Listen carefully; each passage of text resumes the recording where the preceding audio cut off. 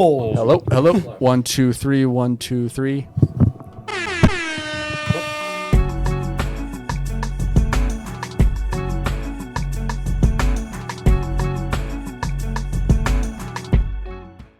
All right, everybody, welcome back to the Wedgies Podcast. How we doing, boys? Good, Stellar.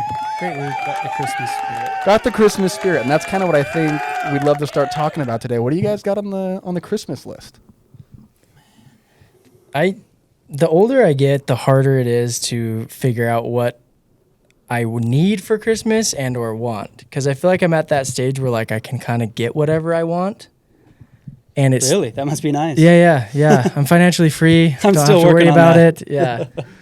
No, but just like, as a kid, you obviously can't just go get whatever you need. And I feel like that makes it hard.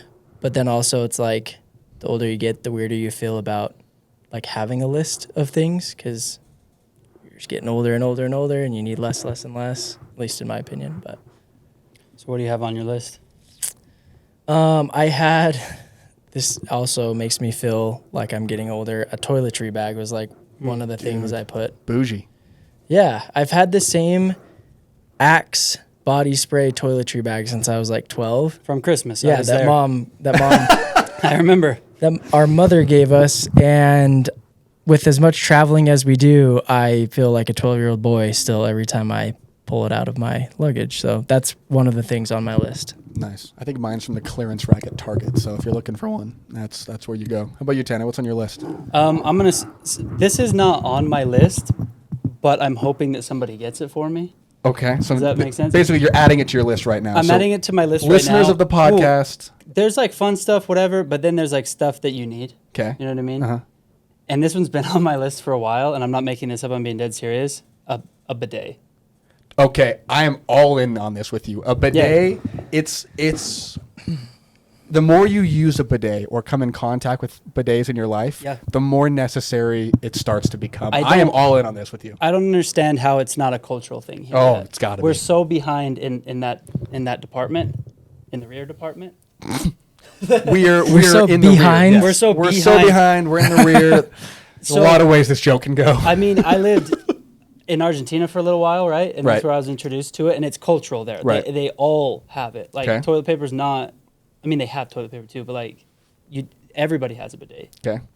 The rich, poor, doesn't matter. It's part of it, and so that was my first instance using them, and it completely changed my life. And I don't know why we don't use them here. I really, really don't. And I know that people. Caden's shaking his head. I don't know if Caden I will tell you why. The bidet thing. I'll tell you one. Yes, I've used one in Honduras. Yeah, I've used one in Honduras, and I've used one in Hawaii, actually. Wow. Are the only two times I've buying what he wants. Yeah, it's great. Post-economic life must be nice. Hey, follow. Click the link in bio. Wow. Go ahead and follow. Yeah, subscribe. He's doing a course. Yeah. Right. The one in Honduras was excellent. It was just a nice. You're right. Gentle experience. You've ever used one before, you know. Yeah, of course. The one in Hawaii was a laser beam straight into. Okay, now listen. The depths. There's levels to it, and you get what you pay for. So. Okay, but this one in Hawaii was like full, like robotic arm, and then it was laser beam straight at me, scared the shiz out of me. Literally. Yep. That's what they're made to do. No, well, it makes me a little nervous that neither of you had anything golf on your lists. So I think I'm here to help you out. I actually had a rangefinder on there too. But did you have a rangefinder on your list? Yeah. Okay. I was trying to think of impact day to day, just daily. Yeah. Like look but good, also, feel good, play good. We gotcha. Get so much golf stuff. It's crazy. Well, I have so many hats, could never want one again. So many polos, could never want one again. Have clubs. They're doing great. They're relatively new. Don't need those for next little while. So working in the golf space, I feel like we get so much stuff that I'm like, I don't need to ask for this. So we need to go into the toiletry bathroom space. Yes, clearly. yeah. Well, maybe you're just not thinking creatively enough. And luckily, our friends at Town and Country Magazine have put together a nice little list here of the 65 gifts for the golf-obsessed man in your life. So if you're looking for some golf ideas, I mean, there's some good stuff on here. You got your classic monogrammed golf ball. marker. Right. Yeah. That's a classic. Get your initials on there. Right. Maybe a golf bag tag. You Sure. know, just so you can look like you're part of a country You could club. play in the long day challenge and get one, or you could get one from somebody for Christmas. Yes, exactly. Speaking of the long day challenge, yeah, signups are live. Yeah, signups are live. Last podcast episode, I think we were just going live, or I think that day. It was the day before or something.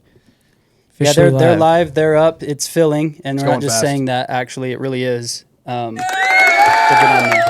Definitely. But I think what I wanted to go through this list is it kind of is an example of what a lot of non-golfers think golfers want. Yeah. Do you guys have like the worst golf gift you've ever been given? Do you guys have something you could say for that? I don't think I think I've given bad gifts to my dad.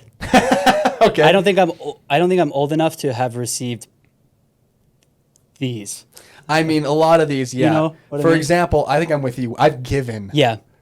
I remember we gave, for example, my dad, I think it was a putting mat that went around your toilet. Right. I've seen that one. So that you could practice your putting. So while on the get ground. this. I actually gave that away at my friend's White Elephant gift exchange like last week. Was that exact same last thing? week? So I think Recently. some of these gifts are on the right track to golfers, as in putting when you're on the toilet. But what we really want is that jet coming up from the toilet. Okay. Really big toilet episode today. Yeah. We're getting older, man. We're getting older. Different things on the mind. Yeah. Well, awesome. Well, I think we can maybe jump into our topics then for what we want to talk about today and toilets. Get off the toilet conversation. But I think obviously the first topic that I wanted to get into today was the biggest news probably in professional golf right now, which is John Rahm announcing he's going to the LIV Tour. Now, obviously, this was a bit of a shock to a lot of people. I'll say personally, when I started to see the rumors going around and people talking about, hey, John Rahm might be going, I was a little bit surprised. Obviously, with the money that's getting thrown around, you can't be too surprised anymore. But I was a little bit surprised considering some of the previous statements that he had made. There were some statements last year or earlier this year even that about him being like super dedicated and kind of a traditionalist. Well, money wasn't an issue, one of the right? exact statements was having to do with money wasn't an issue, and that he doesn't play golf for the money, and that he appreciates golf. That kind of money wouldn't really change his life that much because he makes a lot as is. Like and then you look this year where we can speak to the same issue. Money's money, okay? But, he gets on just after signing and set up on, the Pat McAfee podcast or on ESPN, and he says, when they ask him, why'd you make the switch, he is very honest and says the money played a big part of it. And I think where this kind of, and the part that I wanted to talk about today is less about, why did Rahm make his decision, because I don't know if anybody of us know enough about what's going on in his life to fault him or talk about any of that kind of stuff about why he made that decision. Right. But more just, I wanted to get your guys' reaction on what you think this could mean for the larger landscape of professional golf with the LIV and with all of that. Kind of along with that news, there's also rumors, and this maybe hits harder for us because it's local guy, but rumor on or word on the street is that Tony Finau's the next player to jump, and so just from that news alone, like that changes the landscape for us. Yeah, because hometown hero. There have been some great golfers come out of Utah throughout the history of the PGA, but like Tony's got to be the top guy ever. Yeah. And so having that kind of hometown hero to root for. Personally, I don't want to root for him on the LIV Tour, and so if that happens, that'll change a lot for me. I'm still, I'll be honest, a little bit confused as to where everything's at with the league, Yeah. We were talking about that a little while ago. And for some reason, it feels like guys going over now, at least to me, I don't know, guys going over now isn't as big of a deal as it was with the first ones months ago. Like it almost feels to me, and what I've seen, it's polarizing, right? There's people on both sides still, but most of what I'm seeing almost looks like a good for John Rahm, go get that bag type of vibe, rather than you trader, you defector, this is terrible for the game. It seems more accepted. I guess that's what I'm trying to say. I think a large part of where that's coming from is, for better or for worse, I think some trust or some confidence has been lost in the PGA Tour from the players. You look at a lot of the stuff that's happened with the policy board. You know, Rory McIlroy leaving the board earlier this year. Yep. There's been reports, I know, from Dan Rappaport of Barstool saying that some of the players and sources that he has access to are saying, like Patrick Cantlay is kind of stepping in to take a large amount of responsibility and kind of. And if that's the case, there's so many players that don't like Patrick. Patrick's a polarizing player for sure, and that's a question where it's kind of like. But for him to lead the PGA Tour, because like Rory, for example, Rory's one of those guys where like there's very, very few people outside of the PGA and inside the league that like don't like him. Right. At least from what I can tell. And Patrick, like, I can't remember what tournament it was earlier this year, but like the whole entire league was just like ripping him apart for how slow he was taking. Well, he was getting in trouble for the Ryder Cup, was he not? Lots of different stuff. And I think the big thing there not was wearing that the hat. Earlier this year, everyone was able to say that LIV was the wrong move because the PGA Tour was the right move. Yeah. And I think that has become a less confident statement in a lot of people's minds is, do we truly trust that the PGA Tour, as it's currently constructed, can still serve as that perfect solution? And I'm not close enough to the situation to know either way. I think my biggest concern in all of this, you know, previously it was, oh no, LIV is the big shark. I think my biggest concern now is just that this opportunity and this kind of division might cannibalize the sport a little bit, where the fighting in between it. Because you look at any sport, you know, for example, like you guys know, I'm a big fan of Formula One. Right. And the reason that Formula One has had this crazy rise the last few years was because of the Netflix show. Right. Which all that did was introduce you to the storylines and the personalities and the character of the athletes. Whereas now, you know, golf is losing that ability to tell that story. The more fragmented we get, the more teams we get, the more all of this different stuff. The story of what the PGA Tour and professional golf as a whole is kind of goes away. And I mean, I'm a little nervous. Like, I love John Rahm. I think he's a great guy. I love his personality. I love who he is. And I'm now worried that, like, I'm not going to have the same ability to follow his career as I previously did. Just because a lot of those guys, I haven't seen nearly as much about, you know, Koepka, DeChambeau, these guys, as when they made that switch. And so I'm nervous that as this happens, do we get to stay tapped into the lives and the careers of these players like we once were? I don't think so. And kind of like you're saying, yeah, it's if the whole sport of golf changes to that, then like I think it's going to lose a huge audience, because I don't know, it's just one of those things where like I've been a Ricky Fowler fan my whole life. He's never been a great player. He's had a couple wins on tour, but like he's an icon, right? He changed the game for like our age growing up, whether he was good or bad. Yeah, made it cool. And like Tiger was the same way back in the day. Rory's that same way. And I feel like in this team kind of event, like you could play well individually, but at the end of the day, you could play well and your team could still suck. Yeah. And so there's no spotlight on you, I guess. Yeah, and I guess it's just something that we're going to have to kind of let itself play out.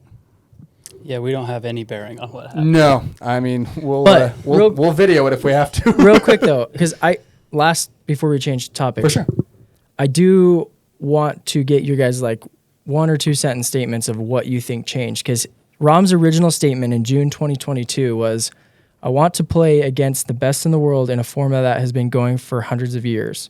Truth be told, I could retire right now with what I've made and live a very happy life and not play golf again. So I've never really played the game of golf for monetary reasons."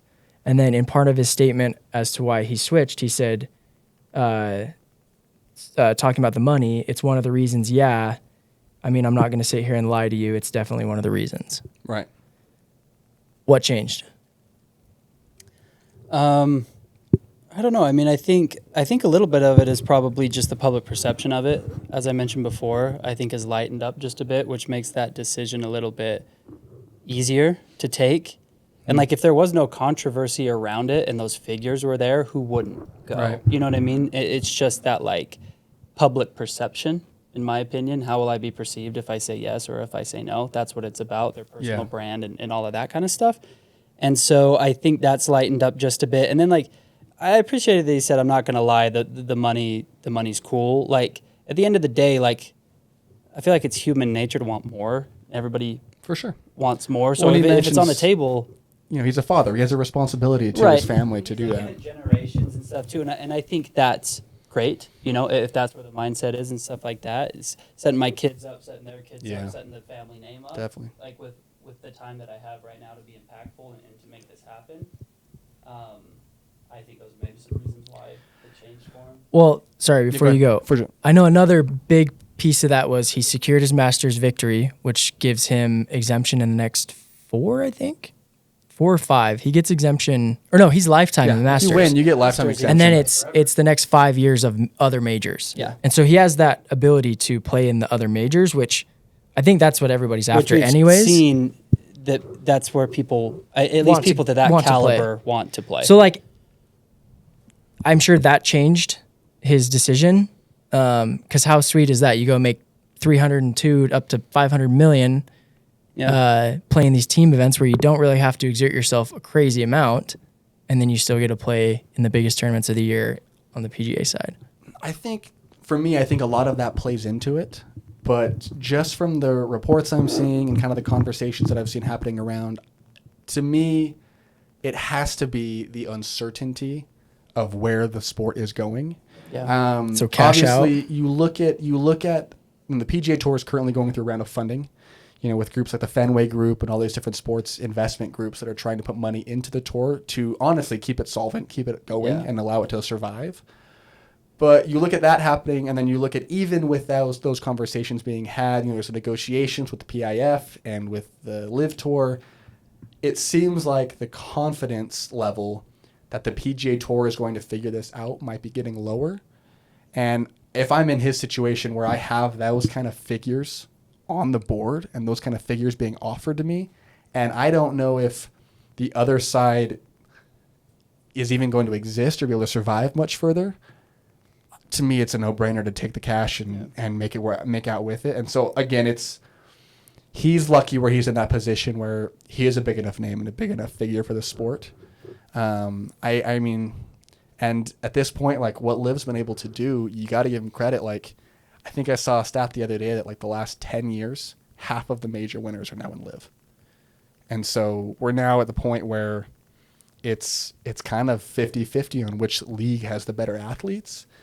And one of them's obviously got more money, and that's a scary sight. So we'll see what's next. Obviously, again, Tony, Hatton, there's a few different names being thrown around at who's next. But with, I believe it's the 21st, and don't quote me on that, but I know here in December there is a deadline, according to the original negotiations between the PGA Tour and the LIV Tour, of players of a contract deadline. Oh. And so with that contract deadline coming up, I mean, this feels like a little bit of a nail in the coffin for the tour on how can they respond to that and how can they tell the guys who are going to stay that it's the right move. So we'll see what happens. I know Rahm's already said he's going to go in and try and change the structure of the LIV Tour. He kind of wants to change how it's set up, but we'll see what happens. Yeah. Kane, I know you got something else you want to talk about. Yeah. So another golf related news, big changes again. There are rumors that Tiger Woods could be leaving Nike. So he's obviously had this 27-year-long partnership that is rumored to have been worth up to $500 million. And so, I mean, I know he's made a few switches. Obviously, Nike stopped making clubs in 2016, and he switched to TaylorMade at that point. After his injury, he's been wearing FootJoys, and a lot of people were concerned about that. But yeah, word on the street is that the PNC Championship is the last time we will see Tiger donning the Nike swoosh. And of course, that's according to the No Laying Up podcast is what mentioned. Yeah, that. No Layups podcast. Yep. Yep. And so what does that mean, well, for Nike, for golf, for Tiger, for kind of the whole golf apparel space in general? Because, again, more to that, there are also rumors saying that there is an existing golf equipment company that is going to release I don't know if it's going to be branded under the same name or a separate company that is like performance apparel for golf. So just wanted to get your guys' thoughts on kind of that whole situation. I think it's an interesting time to be happening. With the like collab culture that we see, and with the golf industry where it's at, and the drops and the releases that have come from like brands that aren't directly touching sport or golf, it makes sense business-wise to me for a club manufacturer, for example, or some business in the golf space to start creating apparel, since 7-Eleven is, you know what I mean? And other people, like, why wouldn't we do it too? And if they've already got relationships with athletes and contracts with athletes on maybe the gear side or whatever it may be, let's loop them into what we're doing. Let's keep them all under the same roof, right? Like this guy is for example, like TaylorMade guy, we'll say. Which is the rumor that TaylorMade is the one releasing this new line. I don't think that's a bad business decision whatsoever for TaylorMade. And then whatever they're able to throw at Tiger to compete, like that's up to them. Like as we just talked about with Rahm, you know, as a player, take the money when it's there is kind of what it seems like people are doing, which is a no-brainer. So that would make sense. The only thing that it's going to affect is legacy, possibly. You know, and that's a different conversation. I think, though, that Nike isn't going to be as poorly off, honestly, if they lose him, as you might think. Like, Nike Golf, he is Nike Golf. But we've seen a huge increase in Jordan Golf over the last, especially year. And so I would say just on the shoe side of things. No, I would say on all sides of things. Because I think I'm with Caden. I haven't seen a whole lot of Jordan branded apparel out there other than the shoes. Yeah, I've seen quite a bit of Jordan branded golf stuff. It's not always accessible and you and I can get it, but it is there. And so I think if I'm Nike and Tiger says he's going, if it were me, I would find some younger athletes and stuff to throw on the Nike golf side. I don't think you kill it because there is a legacy there that he's helped create, and that does have staying power. But I think they're set up in a really, really nice way to go after a different demographic with a different brand that's under their same roof. To be honest, I think I disagree. I think this for Nike would be a catastrophic loss. For me, the Nike golf brand is Tiger Woods and only lives through Tiger Woods. When Tiger left the equipment side and started playing different clubs, the equipment side was no longer able to survive and shut down. That's why Nike doesn't make clubs anymore. And if, as an OEM, they weren't able to survive, as far as making shoes and shirts and things like that, like that TW has more value than I think, you know, any of these collabs that they're doing with any of these guys could possibly provide them. So my question then, because again, there's a lot to this story, and part of that too is that Nike's reportedly possibly shutting down their whole entire golf division. How does a company like Nike not survive? How do they not stay relevant in that space? With all the resources they have, with all the money they have, with all the athletes they have, like how does that happen to a company like Nike in your guys' opinion? I wonder what Nike's... Do you think it's part of a longer term strategy, or are they just things are... I don't know. I wonder what their revenue looks like on the golf side. Like, for example, if they did choose to discontinue the clubs because it wasn't doing what they wanted to do. Mm-hmm. Cut the clubs out. You know what I mean? Like that's a business decision, right? If it's like it's not going where we want it to go, it's not worth the resources or the time or the money or whatever versus what we're getting, that's a business decision. I don't think Nike's a company that couldn't keep Tiger, for example. Like if it was like do or die, this is pumping a lot of cash into the company and whatever. Right. Why wouldn't they have signed him to these lifetime deals like Michael and LeBron and KD have on the basketball side. So here's I did a little look up here. So what happened was Nike did make the decision to stop making clubs because it was stopping to do well. But at the exact same time, it was during the time that Tiger was no longer playing due to his different variety things. So it's kind of a little bit of both. When Tiger was no longer repping it on the course, it was at the same time they kind of said, hey, this is no longer worth our investment. Interesting. And it's just, again, I know we have like the Travis Scotts of the world and all these guys of the world like making these shoes, but if you go to a course, you'll notice them a lot because they stand out, but that's not, FootJoy is still crushing them in that department, and there's a lot of different companies that are still crushing them in these different things, and so it's just a question of, again, they can still relevant, they can still do these drops that will be successful, but as far as being a mainstay that fills the shelves of a PGA Superstore or is in green grass where the real money comes from, I don't see long-term success in the golf space for them without a name like Tiger to keep them bolstered. Especially if Tiger just went into the dark night and didn't create anything anymore, that's one thing. Right. But if he then goes out and puts his stamp elsewhere, behind a TaylorMade or whoever this might be, even if it's, again, he's already wearing FootJoys, it could be under a FootJoy name as well.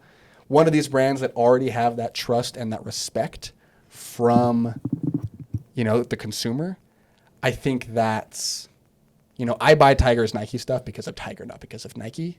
And if I compare that with a FootJoy, where I might buy a FootJoy because of FootJoy and now I have Tiger, or a TaylorMade and now I have Tiger, to me, more consumers will go that way, personally. Yeah. I guess what I'm trying to say is, would it hurt Nike? Of course. Yeah. I just think if they didn't have the other stuff going, I feel like at that point they're dead in the water. Like they're out of golf. Right, and they'll still remain, but I think my point is their footprint is much smaller. Oh, totally. They'll still be in golf, they'll still be there, whatever, but as far as like, hey, this is a good revenue model and this is a good, strong mainstay in what Nike does. I would agree. That's what's going to dip. I think they do have some unique opportunities, luckily, that they can utilize, but it will not be what they've had. You're not going to have the black leather Nike with the TW on the Victory lip, red. on the tongue. Part of me wonders if they just failed to like adapt to this new generation of golfers, because like they're doing it on the shoe side of things, but like other than Jordan does have some pretty, I think, newer, I don't know, like stuff that I see fits this new generation of golfer a lot more. I feel like Nike has always stayed kind of the same, other than like they've introduced some new like patterns and stuff, but they've always just kind of been like that dry fit performance technology in golf, which from my perspective, and again, I want to know your guys' thoughts, like with all the companies we work with and stuff, it's going away from that. It's hitting lifestyle a lot heavier, and I wonder... Which is crazy, though, because Nike is like the lifestyle brand to a certain extent. I would almost say Jordan is. I wouldn't say Nike is necessarily. You see a lot more of the lifestyle stuff they have with the Jumpman on it than you do the swoosh, in my opinion. But again, it's yeah, and I think that's what's interesting is I almost wonder if part of this switch could be, Nike's approach has for a long time been that performance side. And we are almost seeing golf split between the performance side of your TaylorMades, of your Callaway, your OEMs that have been doing this for so long. And then you have your lifestyle brands. You look at the Bad Birdies of the world, you look at Malbin, all these different brands that are coming on that side that are more lifestyle focused and you can wear them on a course. And I wonder if, either Nike didn't want to go that way, or in going that way, that's where the Travis Scotts make a better partner or something like that. And so it's one of those things that, again, this is all rumored, so we don't super know how this is all going to fall. But it'll be interesting to see.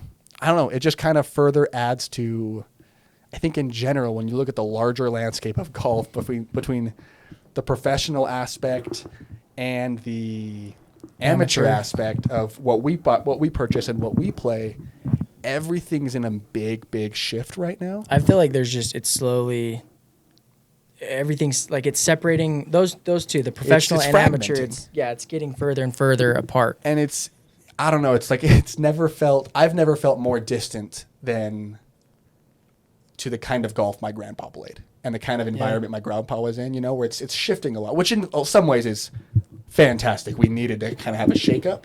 But at the same time, like, it's now shaking up to the business perspective. That's shaking that kind of side. And we're going to see how companies react and how companies pivot in that.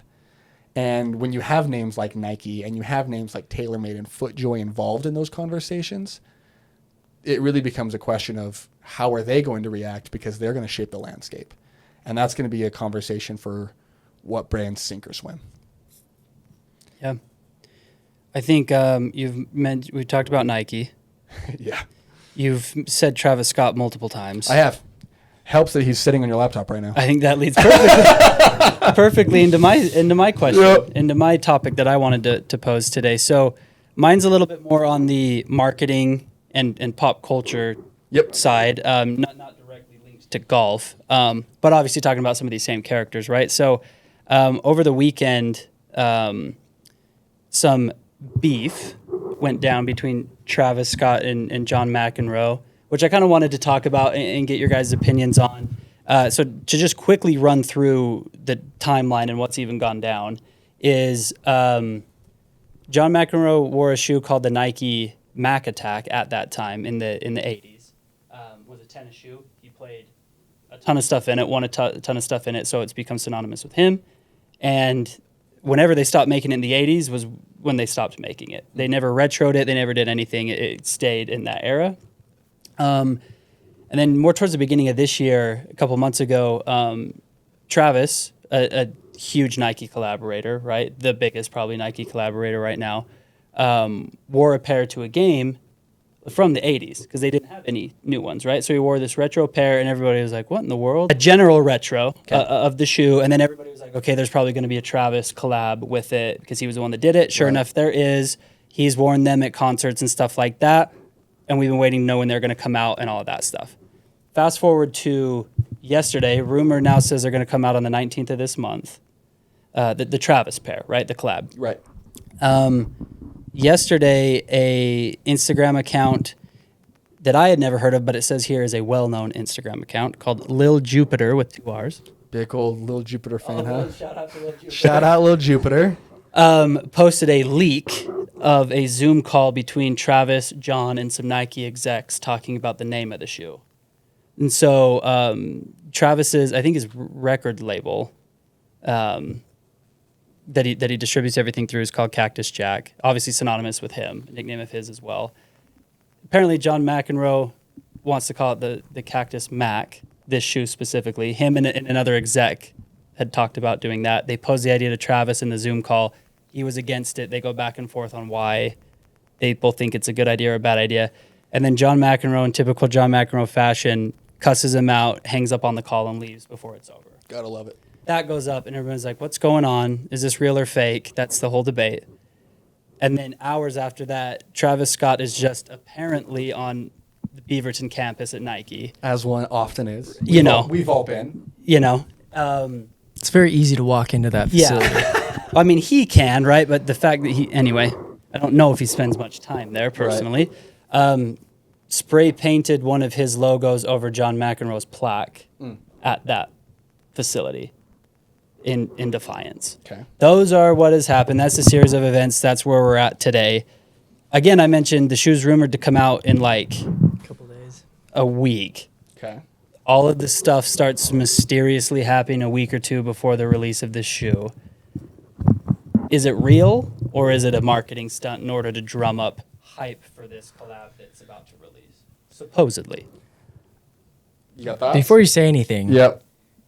They just so happened to catch John in public with a matching shirt and shoes as they're asking him questions about the feud that they're in. He's by himself in the video. John. Yeah. Right? Coming from a coffee run. Right. And is incredibly kind and open to this stranger that is filming him, asking him questions. Which is probably somebody from his team that filmed it. Like, how often is Michael Jordan out there wearing like a Jordan t-shirt that matches with his Jordan shoes for an upcoming release? Never. Well, he's never in the spotlight anyways, but it's just, like, that is corny to me. Mm-hmm. Like, that's where it's like, okay, this is blatantly obvious. And then obviously, like, well, the flip side, Travis's response. Yeah, for me, like, I don't know if it's even a question for me on if this is real or fake. Like, I think it's a pretty obvious marketing stunt, which, you know, as marketers ourselves, as somebody we do this day in and day out, like, you got to respect the idea. And kind of the, hey, let's do this soft launch, let's do this leak, let's kind of get it out there. I respect the idea. I think the hard part for me on this one is just it might be a little bit heavy. I mean, to be fair, we're sitting here and we're talking about it. Well, They've got us. That's exactly why I started laughing, because they got me literally. I was thinking about this stupid Burger King theme song. Yeah. About how everybody was like, this is so stupid. It's the dumbest song ever. It's so annoying. I don't remember the last time I ate at Burger King. Nope. But in the last year or so since they released that song and started making memes about it, I have never talked about Burger King or sang a jingle so many times. So it's like, it might suck. It might be stupid. It might be super obvious. And it's the same thing with the rumors about the Grimace's shake. Grimace shake, yeah. Like, people are saying that McDonald's was the one that started that and whatever. And it's like, which we whether actually it's have good it on, or bad. we have it on good authority of someone who was on that campaign that was completely on accident. They did not mean to have that happen at all. Amazing, right? Good on them. I think that's the only. But again, that's the like, only way I think it's what proving it that, like, whether or not it's good, like, or I guess marketing is more, in this case, like, such a strategic play to just, like, get people talking about it. Doesn't necessarily have to be a good execution, if that makes sense. And from my perspective on this one, like, obviously, you know, John McEnroe is a very, very large public figure, but not necessarily, I think, for the same demographic that Travis Scott has. No, not at all. You know, they're not going to view him in the same light. But what they've been able to do with this, again, whether it's intentional or not, is they're now able to give that group a reason to care and a reason to be involved and a reason to want to buy. Whereas if they had just released this as the Mac Attack relaunch or whatever and not included kind of some campaigns that they've done, I don't know if you would have seen the same response.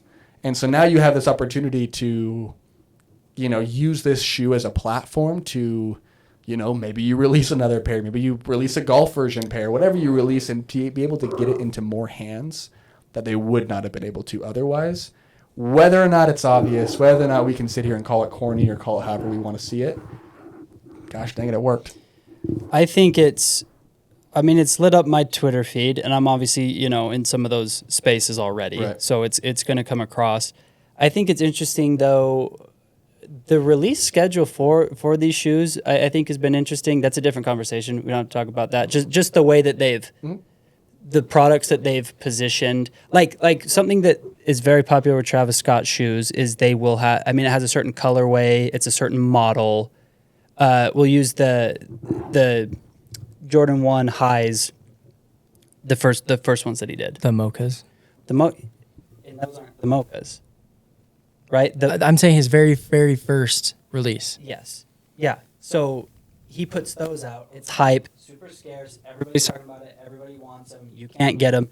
Fast forward a little bit, they put the mochas out, which look incredibly similar to them. The stock is larger, they're more attainable, but they've already previously drummed up right and tested that product out, if you will, on a limited audience, made it desirable, and then they release a more consumer friendly model, sell that out at a higher quantity, make more money, right? Sure.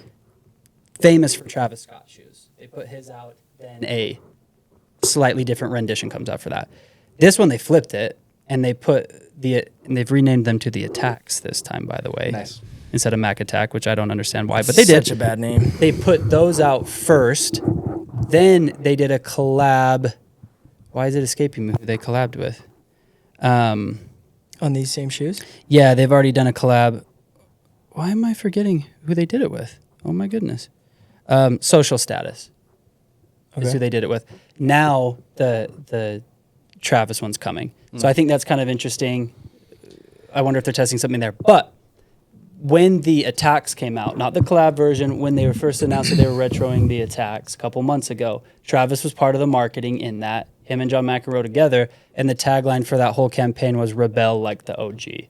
Yeah. Because that's what John does. Yeah. And now all of a sudden, before the collab release, there's all these rebellious Like it's marketing. It's on theme with everything else, you know, with exactly. the name behind it, with everything going on. And so I don't know. I personally, as much as I don't love the execution, gotta respect the success. But that's what I'm saying is like I think marketing is shifting into this interesting kind of space where like the execution, I mean, it's the same thing on social. Most companies now are looking for like UGC type content filmed on an iPhone. Like the execution itself doesn't have to be beautiful and like engaging, or I mean it's engaging, but like visually, right? For sure. I think with the Jordan collabs that Travis has done and Jordan in general, there's like Jordan as a character and John McEnroe as a character are different. They've both won a lot of things, but like Jordan's like his airness, right? And it's greatness and it's almost godliness in the sport, right? There's this prestige that surrounds it.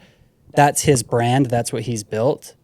John McEnroe is different from that. Yeah. He throws chairs, yells at refs, breaks rackets. And so I think it's funny that they're not just, and the sneaker market's kind of coming down a little bit from the heat that it was before. And so I give some props to Nike for trying to find different ways to Well, it's been rinse and repeat for exactly. the last Instead of just 5 saying, years. here's a model from back in the day, ex Travis Scott, it's going to sell. Throw it out there, And yeah. to go back to what Caden was saying, I mean, you've got, you know, with the UGC stuff going and then marketing on social changing so heavily, it's requiring brands to be a little bit more creative in how they keep, you know, how do you keep that brand, that Jordan brand and that Jordan name and that kind of, you know, prestige in a market where the videos that are working are iPhone videos. Yeah. The videos that are working are a little bit more guerrilla social.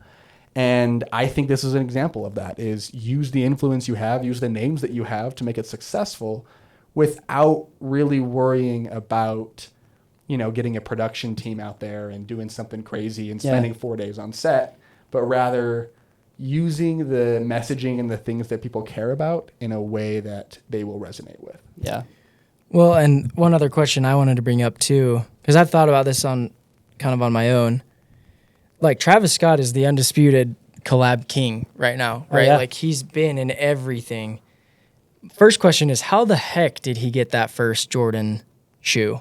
Like that's always kind of blown my mind because he's obviously huge in the hip hop space, and he's an icon in a certain demographic. But how did he supersede all these other people that make more logical sense for that? And obviously it boomed, it did crazy, so it's been able to continue. But moving forward after that, do you think it was him and his team actively reaching out to other brands to do the same thing, or were they lining up at the door like McDonald's, like these other collabs with Nike? That's the thing, is I think there must be something that these marketing teams see that we don't, whether it's the figures, the audience, the cash flow that comes from these, that Travis specifically can bring that others can't. Because, I mean, you look at, there was a run there where Travis was in everything. He started the Nike collabs. He had the Fortnite collab. Oh. He had the McDonald's collab. Oh, yeah. And you had kids across the freaking world tuning into Fortnite to watch a virtual concert. Well, his McDonald's meal was the first collab, was the first person to have their own meal at McDonald's since Michael Jordan. It's crazy. And Michael Jordan was the McDonald's. only one. Yeah. How those are like two of the biggest brands on the planet. And so I think it just and comes he weaseled back his to, way in there. It comes back to the success that you can have by marketing yourself. And by I creating think a brand he has a around yourself. fantastic team. Which, you know, obviously it's a golf podcast, so to bring it kind of back to the golf side is what makes me so nervous about the PGA Tour LIV stuff. Is if the platforms themselves get so diluted, how does any of these guys build a brand around themselves when nobody knows what it is or where it is they're going, you know? And that's what, you know, Tiger had done so well, and that's what a lot of these guys, Brooks was doing so well up until when he left LIV, and it kind of felt like that deflated a lot of it. And so it's just a question of like, when these athletes and these musicians and all these guys are able to build this strong of a brand, it allows them to make an influence beyond the world that they live and create that brand in so many more spaces. So you said you think it's corny. From an ad side, I would agree as well. I'm like, well, they've left all these holes where it's obviously fake. I think it was intentional, and I think that's no, smart. I agree. And like goes back to the original point. Doesn't matter if it was corny or not, because the execution is not what matters at the end of the day. Conversation. It's the buzz that it generates after, and so that's it. I agree. Well, good chats, boys. Good chats. I think we've been going at it. Looks like here about 50-ish minutes. So I think that's enough of our voices for one day. Yep. But if for any reason you do want to hear more from us, make sure to check us out on Instagram, Twitter, and then obviously this YouTube will be podcast will be going up live on YouTube, and you can review it all there and see not only our voices but our faces and our shoes and the Mac attacks. Cactus Max? No, these are just old Joe Schmo Mac. These are just attacks. Oh, just attacks. Yes. Well, there you go. But I like them very much. So if you want to see the attacks, head over to the YouTube, and of course we'll be posting stuff on social at Wedge Golf, and check us out.